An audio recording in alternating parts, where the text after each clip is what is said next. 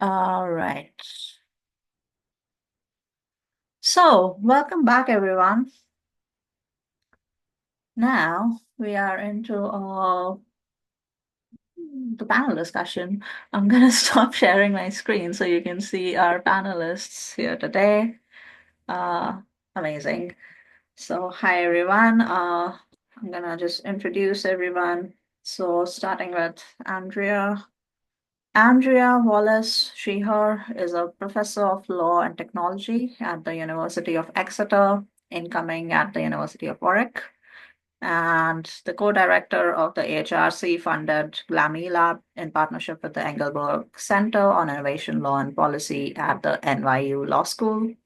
Andrea works across multiple disciplines, including intellectual property law, art and cultural heritage law, digital humanities, visual studies, and museum studies. Her research focuses on emerging issues related to digital technologies, intellectual property, and art and cultural heritage management. We have UD. UD Hide is a hyperlocal community arts practitioner and extremely online creative technologist based in Exeter, England. As a community arts practitioner, he heavily works with immigrants and queer people through community projects and other highly participatory artistic events in the Southwest and small places.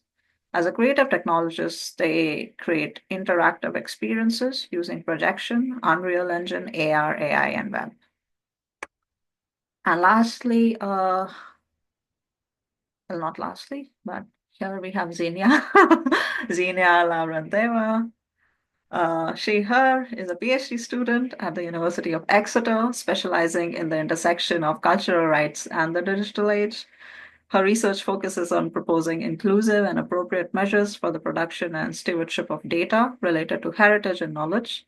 Her work also examines the challenges posed by illiberal regimes, including issues of cultural homogenization, internet sovereignty, and the digital resistance of ethnic minorities and indigenous peoples. Before entering academia, Zina worked as a lawyer and a human rights activist, contributing to various NGO projects. These experiences have profoundly shaped her commitment to advancing human rights and social justice while critically questioning current legal, political, and economic structures.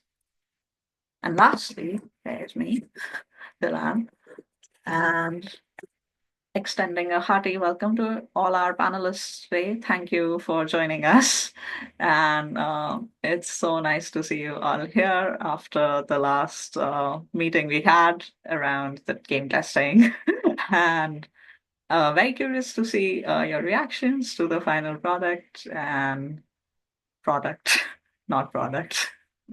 But yeah, now that you have checked out the website a bit and maybe also seen some of the changes, how do you feel? How are you feeling today about the game, about post-human art wars?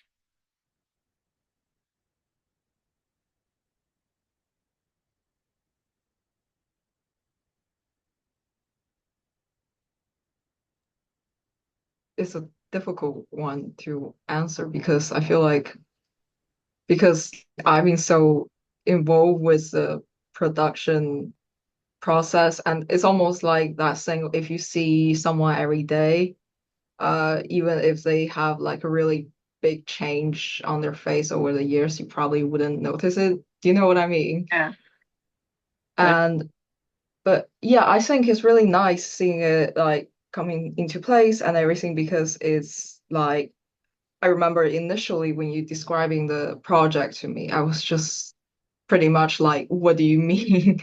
Hmm. And because it's really difficult to figure out like that whole vision of like, okay, so it's kind of rural, slightly tech dystopian version of future England. And so, how to connect even those ideas of like, oh, being this like cyber AI tech future and also rural England is quite difficult. But I, yeah, I think the end product and, the story, the narrative kind of really bring all of these together. And and I guess for our play session, we already kind of experienced how, um, we were really into it. I think this whole process of making a character and, really feeling like you're in this world and, there's space that you can kind of fill in where you can add in your own narrative. But yeah, Thanks for sharing it.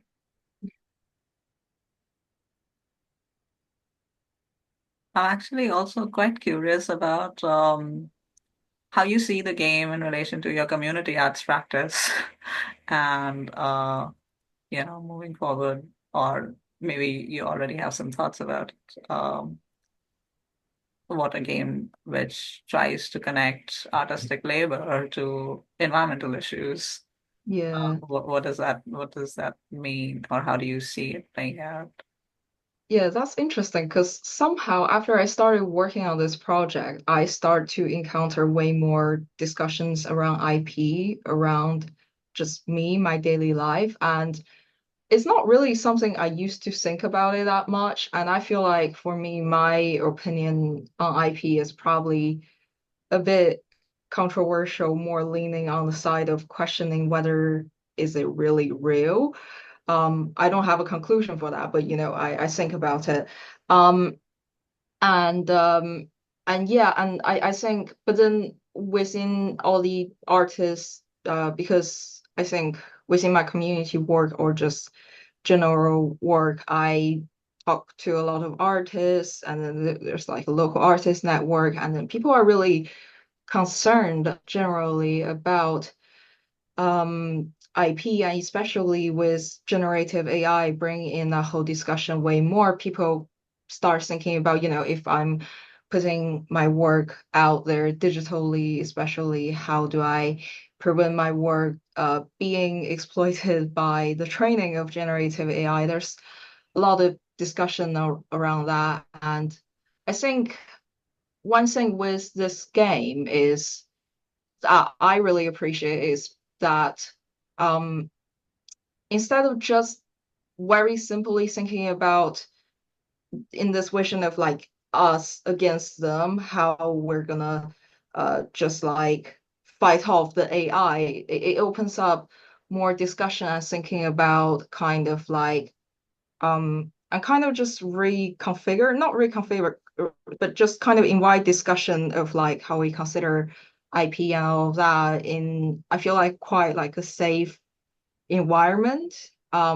So yeah, in general, I really appreciate how it kind of encourages more um discussions. But yeah, I think the community aspect is like um yeah, I think so in our play session, like test play session, um, we had a group of people who are either artists or lawyers, and which is quite interesting. And we had a lot of really good discussion, and the session was really fun. But I really feel like, people from different communities and just I think with the general discussion of like AI or art or whatever, yeah, I hope people would be able to enjoy it as well. And I really think they would because it's not really something that you need a lot of prior knowledge into this field in order to enjoy and kind of have an opinion on in a game as your character at least. So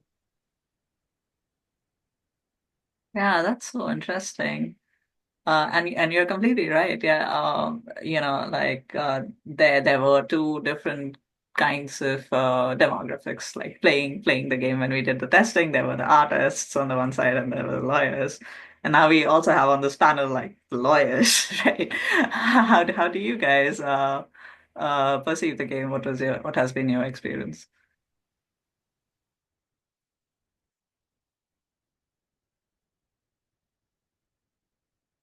Yeah, please, Andrea. Just speak up without. Right. Um, I think, it's always interesting when you're playing with a prototype and then when you see the finished result. And I love like the imagery and the real like site locations for the things that in my mind I was I don't even know what they were, right? Because it was like a concept that was represented on a white piece of paper. And I think there's a completely different relationship experience to playing the game, like because of that.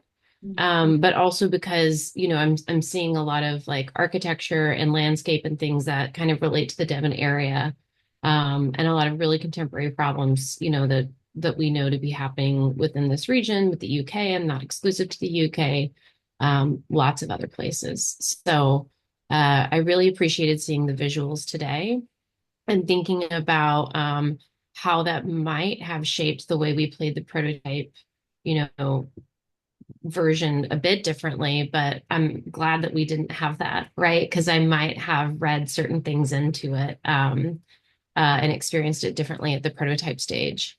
I also love the license. I think that there's a lot to be said about the ways that we use legal tools against themselves. So the ways that, intellectual property or copyright, or technology, they create norms and they set norms. They're, international legal regimes that we are kind of largely disenfranchised from shaping, especially today where we see a lot of technologies, and power players, even initiating legal reforms that humans have been asking for a really long time, but they're doing it in the name of, AI and the ability to use in copyright materials and these sorts of things. So I'm really interested in the ways that we can think about those norms, as being tools of exclusion, and thinking about the creative contributions or the ways that we want to see things like this used and by whom and in what ways. And that in itself, being just as political as accepting the status quo of copyright and intellectual property and how it applies to the sorts of things, that we create.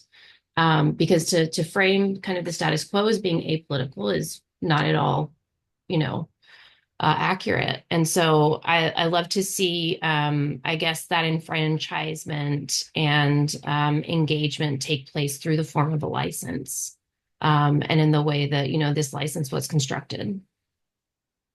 Yeah, I mean, you were a big inspiration about the license. Honestly, I mean, the resources you shared with the anti-capitalist software license were really useful and kind of framing the groundwork for the current license. And of course, like we added some more recent events. And I think kind of excluding big tech from the space was also important as part of the foundation of the research we do. So yeah, thank you. Also, big shout out to Nikta who couldn't be here, who basically did all the images for the game and on the website, all the photographs and the landscapes. So the landscape is actually from West Yorkshire. Uh, and the that was also kind of the inspiration for West York, like the grey wintry hills of West Yorkshire. And because also historically that's been an industrial area, like well, since the Industrial Revolution here in England, which has obviously much like IP. Uh, while widely celebrated and like the mainstream discourse has been a really problematic development as well in terms of uh, the development of class struggle, land disenfranchisement, and environmental destruction as well, including as well the commercialization of art and so it's interesting, like how, different lands which have these stories connect these different things. And that I think that was kind of stood out in this process. All right, I think it's time to open the floor to audience as well. Feel free, guys, if you have any questions to put in, just ask. I think uh, we don't need to raise hands again, Ernesto. Like, just feel free to use your mic and speak up. Yeah, it looks very cool. uh, the website and the game and everything. I was wondering, because I do games as well with sort of like academic purposes, how do you define if the thing happened, like the flooding actually happened?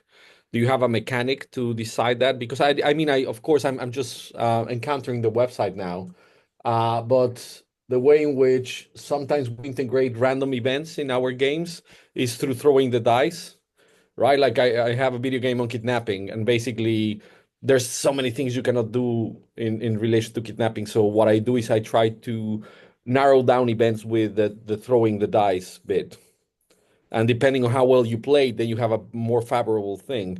But here, how would you manage that? Because it's a role-playing game. I think it's really cool that it's a role-playing game, but it would make it very hard for you to like just manage this whole thing, right? And tame it and have these end result. Yeah, thanks, Ernesto. That's a great question, and something we definitely struggled with as we were doing the game development, because I think during the testing phase, there was so much information and detail, and I think Xenia will attest to this. Like, it is just too complicated. Like, there was too much going on, and I think we struggled to simplify it a bit. But basically, the game is set up so that the players already know that there is a flood which is going to happen, if nothing changes. And through the events which happen in the game and through different player decisions, uh, you move through like the setup of the game, Act One, Act Two, and you finally reach the aftermath when it is time. It's a month later, uh, and that's when players throw a die to decide whether it has flooded or not.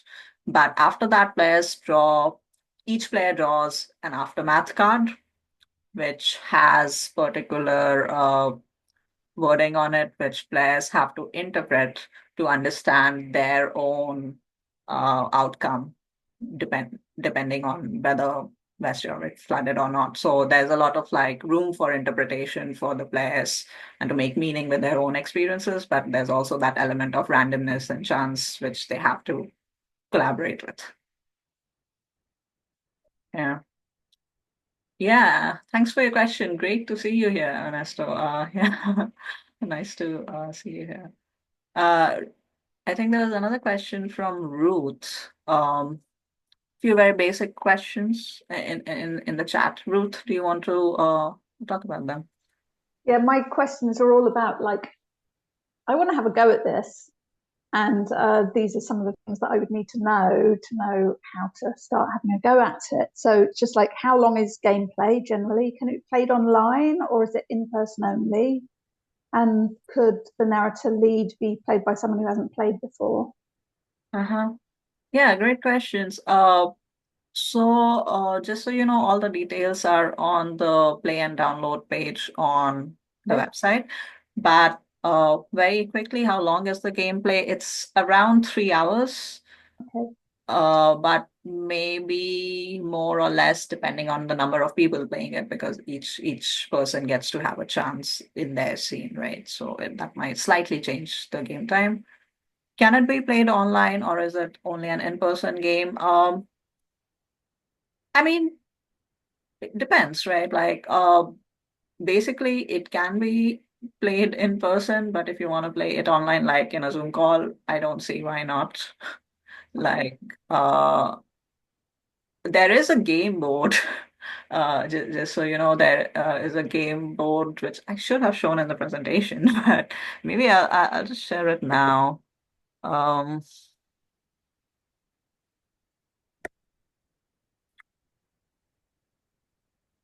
so there's a lovely game board which UD has designed, and I guess you won't be able to use that if you play online, because you're supposed to like use the pawns and move them around on the game board. But on the other hand, doing that is also not like absolutely necessary for the game, but it helps to have like a visual reference and know what's happening just so with the game board.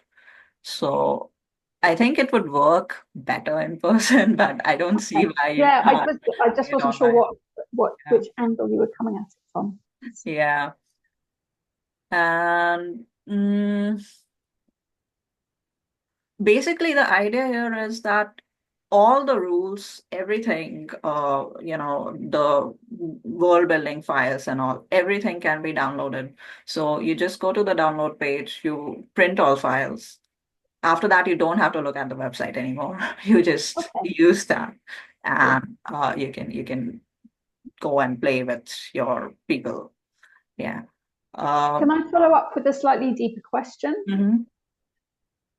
I'm interested about how consequences follow choices in Aftermath, and what your kind of philosophy is in this game Hmm. of consequences from action and how that's actually working. It sounds like it's kind of semi-randomized and people interpret the consequences of their action guided by Aftermath cards. Mhm. But yeah, just I'm interested in how you're thinking about that because it's so political. Yeah. I mean, I'm glad you bring that up. And actually, that part of the game has not changed from when we did the testing. So if people who did the testing, if you want to share your experiences with that, yeah. Sorry, can can that question be repeated as in how the aftermath follows the choices or aftermath follows the Yeah, what was your experience in doing the end of the game? When you finally picked, you knew that the place flooded, Mhm. or it did flood, Can right? I I reword my think, question? yeah. It's like everyone takes a bunch of actions and then something happens. Yeah.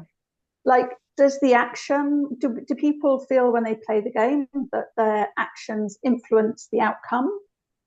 Or, like, yeah, how are we playing that kind of relationship between the things we do and then what happens? I'd say simultaneously yes and no, which is just kind of like real life where you try your best and you control the aftermath to some degree, but likely the consequence that you get, it might not be the thing that you wanted the most, that type of nature. I feel like because again, the game gives you so much freedom in terms of how you want to kind of interact with things and create your own narrative, which really helps in the way that, um I guess for me it's more like the storytelling freedom that it gives you. I don't know if this answers your question, but um I felt a bit lost as I was answering that for some reason, but Thank you. No, it's really helpful, actually. Yeah. Other thought? Yeah. Yeah, I'm trying to remember like during the but there was it felt a bit rude that like we all flooded after trying so hard, right, to like work on everything. It also felt a bit like realistic, and also as soon as it happened, I was like, well, that's the only ending, to this game. But to say, Not what you necessarily. said, sorry. Not necessarily. I mean, yeah, but in terms of kind of the way we were going and the conceptualization and all the politicking that was happening, like it felt appropriate, right? Like I guess that's what I mean. But then, and I can't remember, and this is what Yudi was referring to, like we had to basically come up with an ending that was like the next steps after the flooding. And I loved everyone's kind of individual interpretation of like what was going to be happening and how people could regroup and this sort of thing. And some of us, were a little funny, or some of us more dire, but yeah, I don't, yeah, it was an interesting way to kind of like wrap it up, and it felt like it really worked.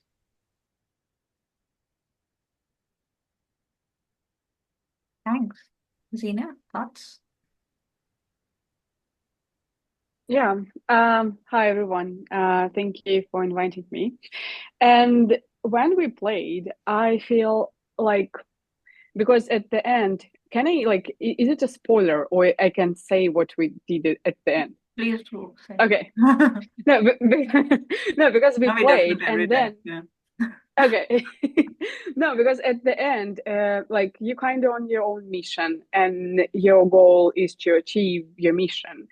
And what was funny at the end when like apparently it was two of us who accomplished their mission, but at the end you throw your dice, and at the end people who achieved their mission they died, and I who failed my mission survived.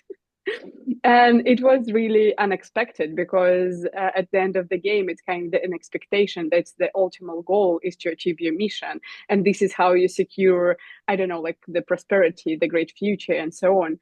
But here it was like very unexpected twist because actually it, and I think like this why Yuji told this is like kind of yes and no, because on the one hand, and Yuji was like super great, very artistic and creating like the whole narrative, but at the end they died because of the flood, and I survived despite like failing my mission. and and at the end it's not only like you're given just a fact what happened at the end and what happened with your character, is also you trying to make sense and to find an explanation of this aftermath and how this is like all happening, and how like whether like your actions are relevant or irrelevant, like how you can be more collaborative actually, like, and how you can find more points to think with each other rather than like just individual like trying to accomplish our own missions. So I think like this is the best and the greatest part. And yet it will take like 3 hours. But this is the part of aftermath when you just like throw a dice, you go to your own destiny, and you try to make sense of these unexpected results. It was really great.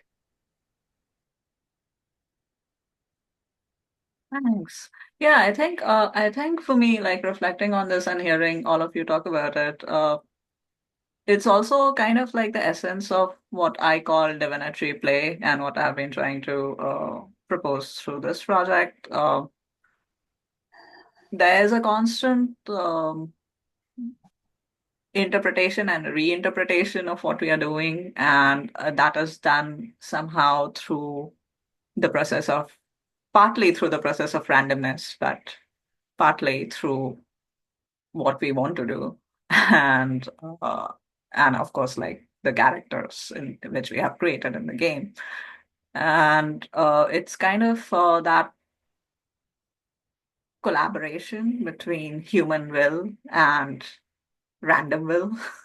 And if we understand randomness as a manifestation of those inhuman agencies, then it really is a collaboration between the human players and the inhuman people around us who are also playing the game. So, the idea of choice becomes very collaborative then, more than human kind of collaboration. And I think that's something we definitely wanted to highlight in something like this. I also want to say quickly that the aftermath cards which the players use to interpret to determine their outcome are actually based on the Nordic runes, or at least one part of the Nordic runes, and my interpretation of them. So uh, that's also interesting because the runes are associated with the voices of the land in this region, especially in the north. So I was kind of interested to see like how that would pan out, and in fact, it did pan out quite beautifully. So there is that constant like meaning making with land spirits happening as well, which kind of comes into the game, and I'm really grateful for that. Um, it's also different from your usual game expectation, which, as Ina pointed out, right, that you do X, and if you achieve it, you are successful.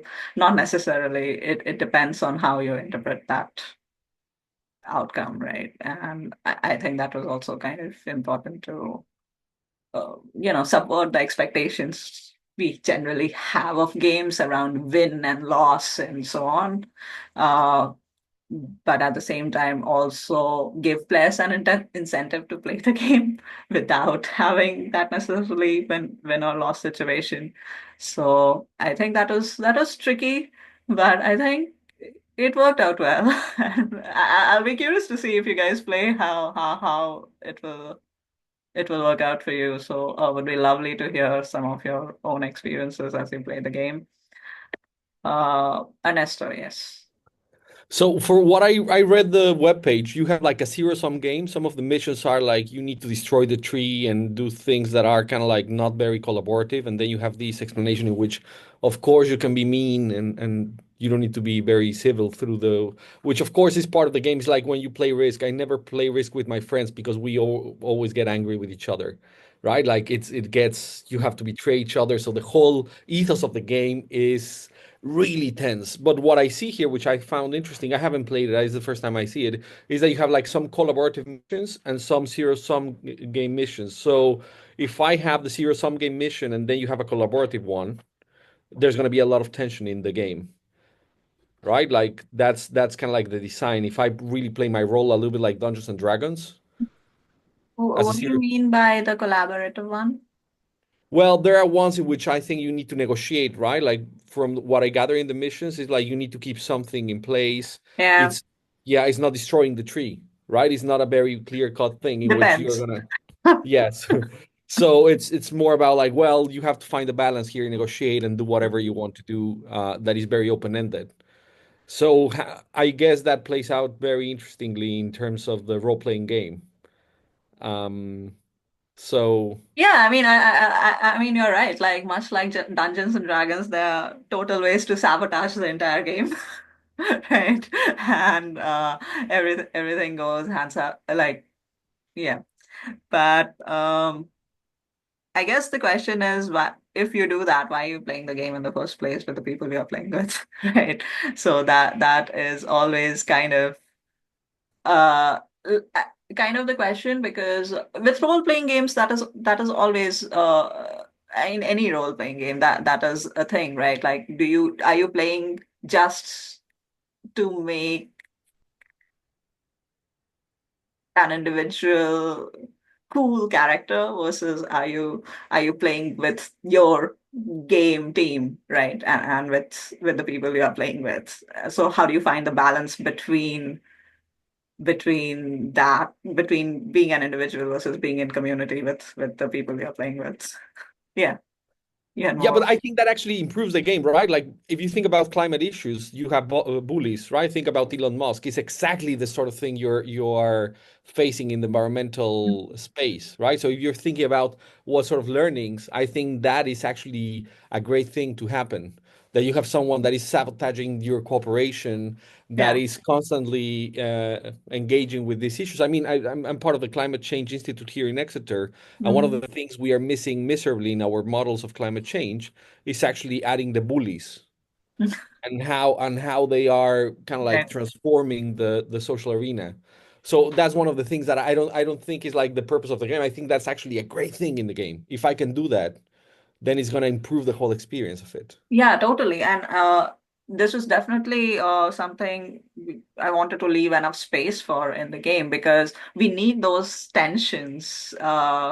We need that productive tension for the game to be interesting, even for people to want to like feel those animosities in a way, right? And have it play it out.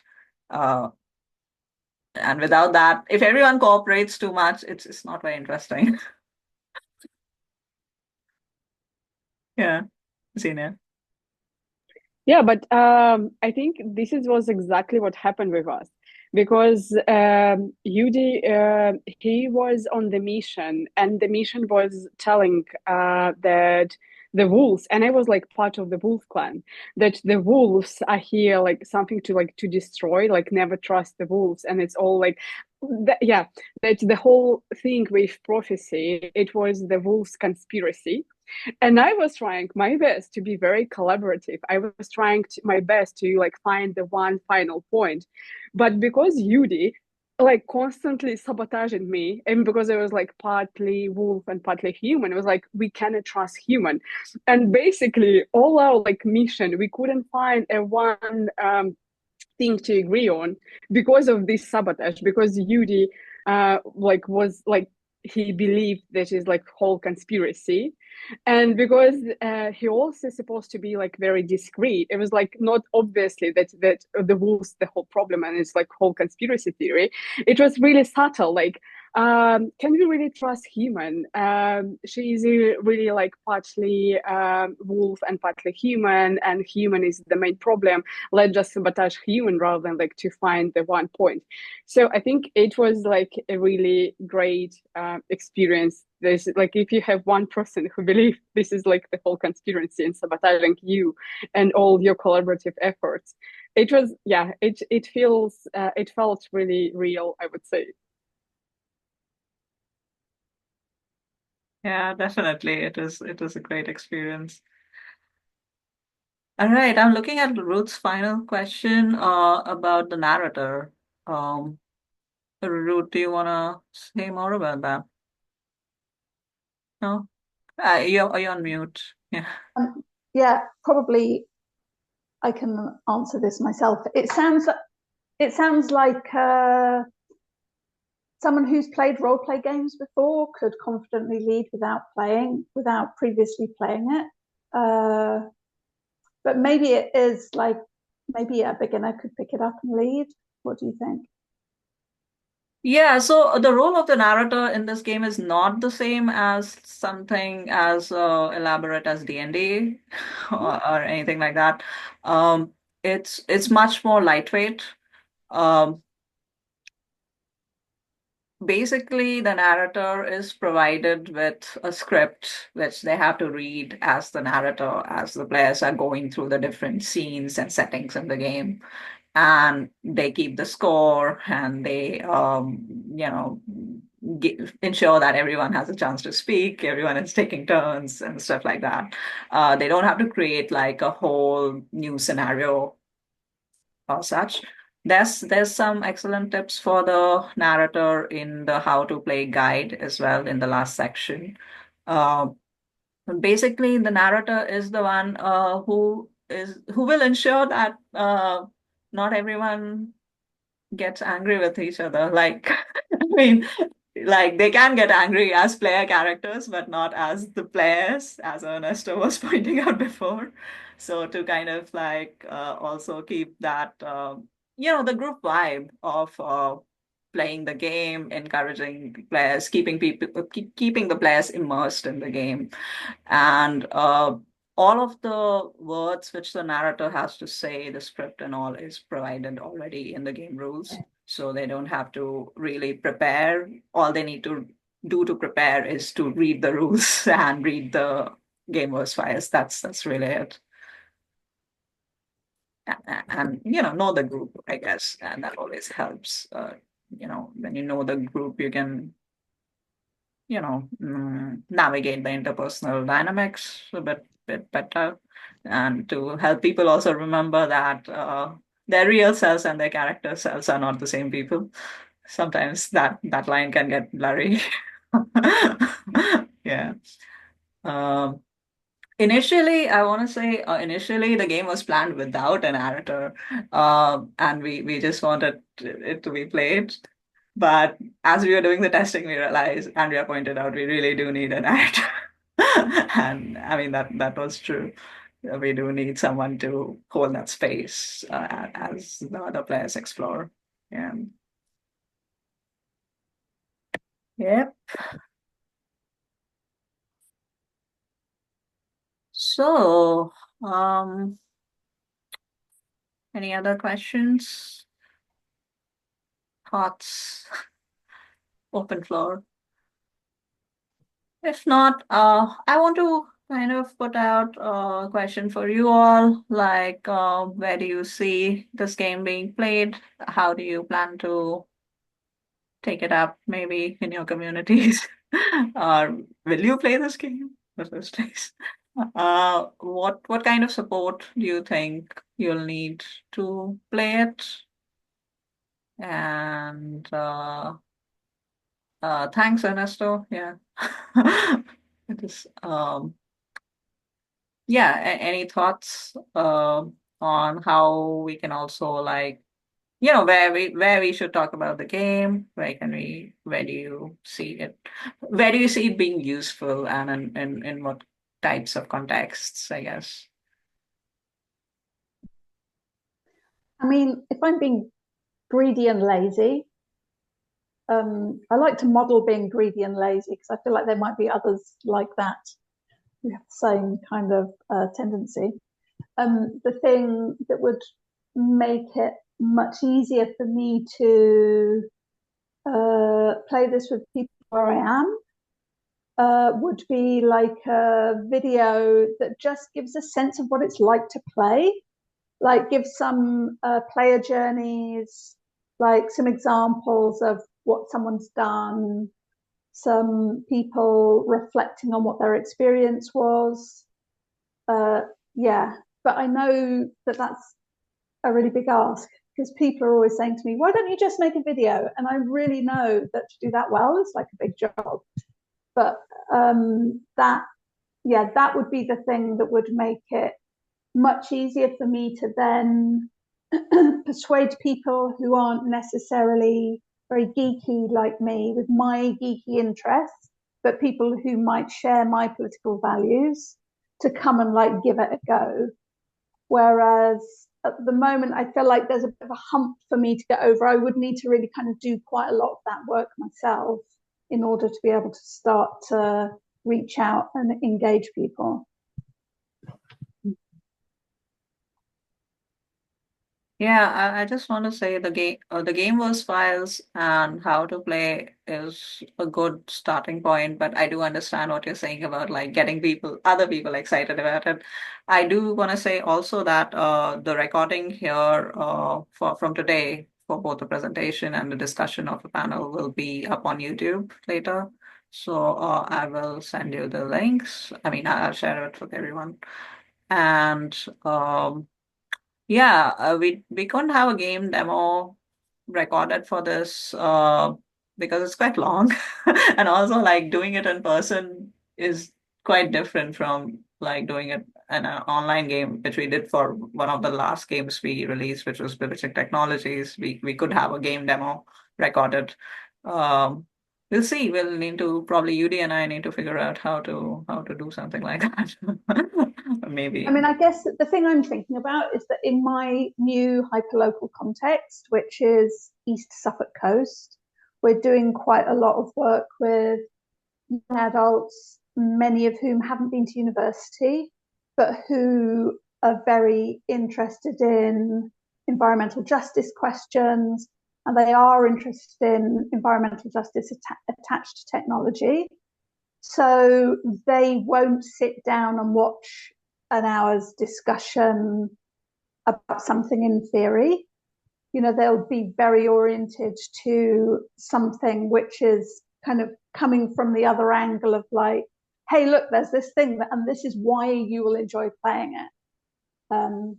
Yeah, but like I say, you asked, and this Yeah, is like a no. really unreasonable demand. I know it's kind of like possibly outside the scope of your project.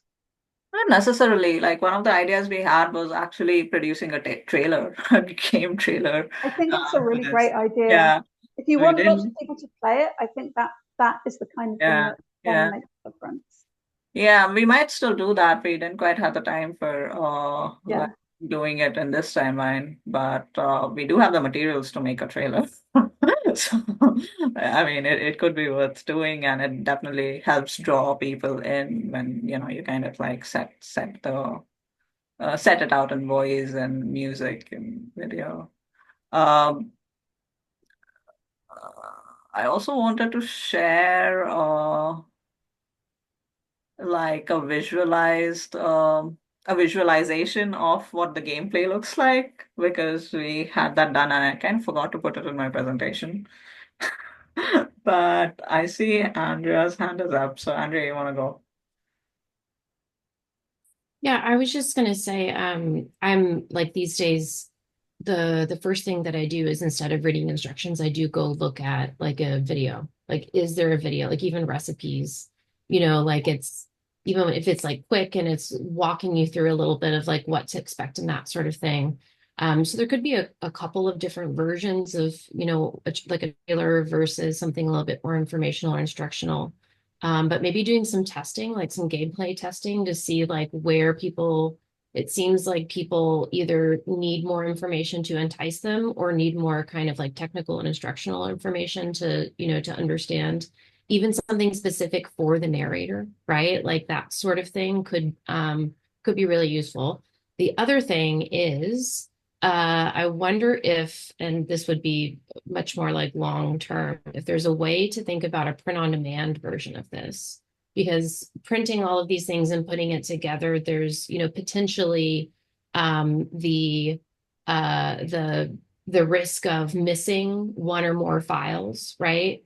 Maybe Sorry, even I didn't hear. Sorry to interrupt you. I just couldn't hear. What do you say? What kind of version of it? like a print on demand. Print on demand. Yeah. Right. And I don't know anything more than that. So like in terms of like what I'm saying, does this exist? But also, I was looking at like the multiple kind of PDFs, maybe to group all of the files as card files and then describe what's in there because it looks like they're all like print double side on cardstock. And that enables someone to do like file print and all of those things, then like to set the file up in a way where now there's just one document that they're printing, There are those files, so you can download like all files or you can download individual files. So we did that just in case people needed to download individual files. So if you go on the top, you'll see there is a download all files link. Ah, Yeah. okay. All right. Okay. That makes sense. All right. Well, then maybe you've thought about some of these things. Yeah, I would just like think about even what are those things that are going to simplify it for people who maybe, want to play. And you may not know what that is until you do a little bit more testing, and that might give you a little bit more feedback on like what those needs are. So that way it doesn't seem like something that's actually huge. It might be something that's really simple. Even like a print. Like, Yeah. I mean, print on demand is a great idea. We are planning to do a small edition and send it to people on this panel. So let's see how that goes. For a longer term issue, I mean, print on demand means that we'll have to cost it and then actually sell it like with the costs and so on. So yeah, I mean that could be like a longer term thing, but for now we wanted to put it out for as an open resource for people to download and use. Yeah. No, but that's definitely something to think about. Thank you.